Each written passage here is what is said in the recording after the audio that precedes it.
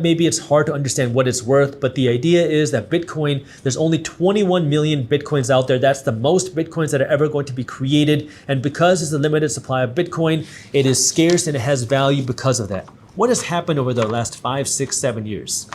Derivatives have been created. There's now futures contracts with Bitcoins. You can trade options with Bitcoin. You can create Bitcoin ETFs.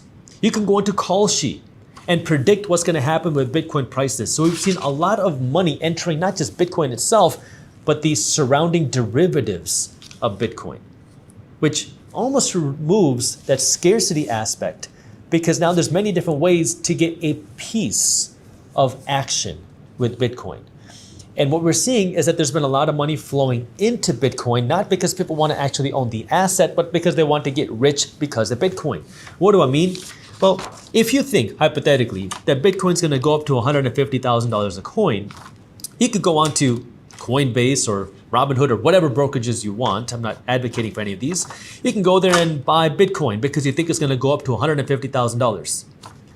But what we've been seeing happen a lot more of is that people have been going on to Kalshi instead and saying, instead of me buying Bitcoin, how about I just bet if Bitcoin's going to go up to $150,000 a coin?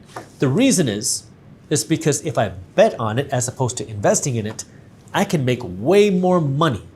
I made a video about this earlier this year. I'll link it for you down in the description, that this is what I call stage 3 of the investing cycle, where we're seeing more and more people that are not investing their money because they want to own the asset, not investing their money with debt, but now investing in derivatives. That there are so many more derivatives of things like Bitcoin, which anytime we've seen that happen in history has been an indication of a bubble forming. I made this video, I'll link it for you in the description so you can watch it for yourself.